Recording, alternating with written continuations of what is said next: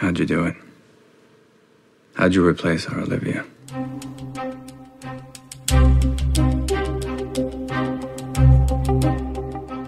The opportunity to play an alternate version of myself was really exciting because it's not just the challenge of playing two different characters, but it's playing two different characters that are very similar. What was he like? He wasn't that unlike you.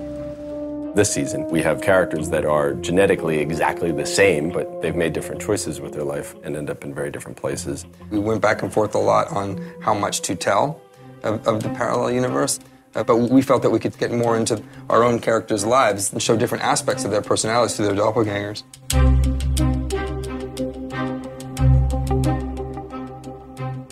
It's an ideal acting challenge, really, because Walter in himself gives me so much freedom to use my skills and experience. But then to have this other character, this stitched-up fellow who's very powerful, to get the vulnerabilities in there, just to sneak them in, just to see the little cracks in the armour, that's been a really interesting... It has to be done slowly, and the writers have been really good at accommodating that change. I was so excited. I'd sort of been pitching for an alternate version of Olivia for ages. We happened to be in Vancouver the first time the role of Bolivia was being played, and we were standing outside of our sets, and this woman walked by, and every head turned. It was like, oh my God, who's that hot? Oh, it's Anna. It was a really weird moment. It just kind of like came through her. What I knew for sure is that I wanted her to have like a much kind of brighter and a much kind of lighter view of the world. I wanted her to be just a little bit more comfortable in her skin, a little bit more comfortable in her body, and then the rest is what the writers kind of give for you, and then I think there becomes like a little dance where you kind of feed off each other a bit. The way Anna walks as both characters, there's a whole set of dialogue that comes from like, it's like a girl who would walk that way would talk a certain way. You have photographic memory. How am I gonna do that? I mean, you sort of put little things in, but like, you know, the way they hold their guns but it's because I keep going back and forth between the two. I can never get a handle properly. And I'll start doing little things that I'm like, oh, that's totally Olivia, awesome. And then I'll be playing Olivia and I'll do it. I'll be like, damn it, I needed to save that for the other one. Hey, back row!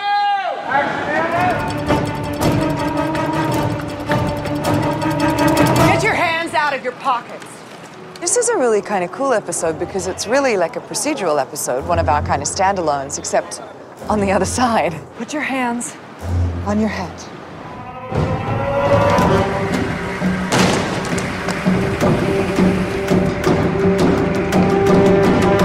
It's tough to define them both because I've got one who thinks she's the other and the other one pretending to be the other. So neither of them are just... it's not like I just have these two characters that I can play with, so I'm constantly trying to go, well, what do they think of the other, or what do they think of each other? So I have my own internal process, but I can't even begin to articulate it to you. The conversation about a potential wig came up, and that was kind of the first I went, oh, we are really going. You remind me of somebody I know, but your hair is different. I think I like yours better. Anna and I went to a wig store and tried on about 25 different wigs, and we really liked what was the eventual Bolivia look. Bangs and some caramel highlights in sort of a warm brown, and we showed the producers, directors. They all zeroed in on this one wig too, so it wasn't a total surprise. This is what immediately looked good on Anna. Bolivia running along, defending the universe, sorting things out. This is the wig that we use most for Dripping Wet. It's had the most abuse. It's been in a tank with chlorine and water about, at least a dozen times. It's swum in English Bay. It's been through a hell of a lot. So every now and again, we have to recolor it, give it its intensity back. Most of its time, it's dripping wet.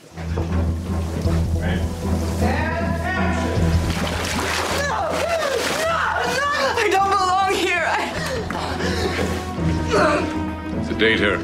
The major thing that I did with Walter was have him much more military in his stature. Walter is a beaten man. He's slumped. He's spent a lot of time just as a beaten character, pathetic character, and he's very vulnerable. The other man is very proud in his bearing. His voice is much more. He's much surer in his voice. His voice sits in a different place. I intend to restore balance to our world. Whatever it takes. I liked writing Walternate because it was essentially the same person, but because of this one event, the taking of his son, he had taken a different path than Walter, and he had become a completely different person in a sense. It's really a good study in nature versus nurture because they were identical people until that one act. Agent Farnsworth. Broyles, Philip Colonel. Alt Astrid was the one instance where we decided instead of a choice thing, it will actually be a genetic difference. Right. And it makes her uniquely suited to do her job to process information without an emotional component. 0.000. Impossible. When, Folivia and alternate Charlie and Lincoln Lee come up and talk to her, it's so much easier for her to not look at their faces to give them the information, and she just keeps her eyes on the screen or off to the side. Or when she's not in front of her screen, she'll look at their chest. Yes, sir. In the meantime, I think that you will want to look at this. I think that Astrid is probably the character that is most different between the two worlds. I would love for Walter, our Walter, to meet that Astrid at some point because I think his mind would be totally blown. Walter, as we know, wears shabby clothes, basically like I have on here, which are the leftovers from his 1970s wardrobe. Our designer, Jenny Galetti, decided, and I'm so pleased she did, that Walternate should be impeccably dressed. And so we've had all these beautiful suits specifically tailored for me.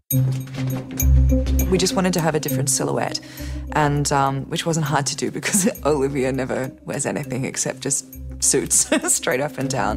The act of getting into my wardrobe kind of puts you in this different state of mind. You've got this Astrid who wears heels and jewelry and makeup, and then you've got your other Astrid who puts on combat boots and fatigues, and they're really scratchy. They're not very comfortable clothes.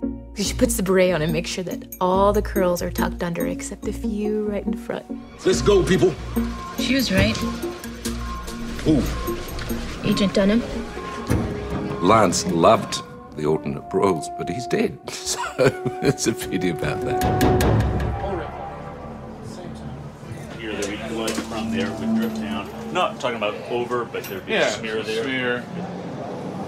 Pretty gruesome and great. Alt universe, Agent Broyles' body here.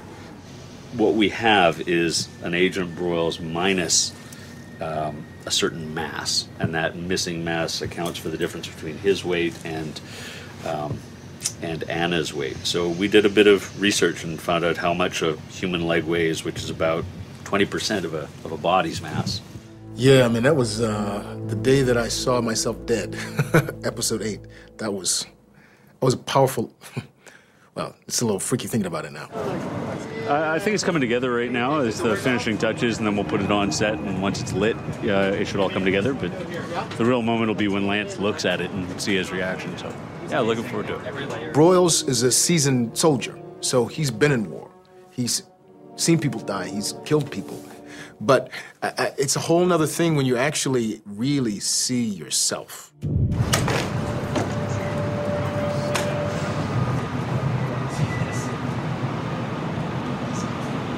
Another one of your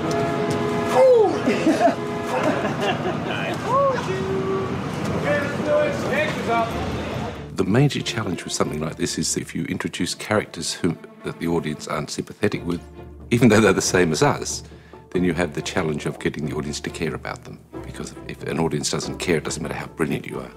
And I think we spent a little time doing that. I made a promise to a friend over there, and I swore that I would do everything that I can to heal both worlds.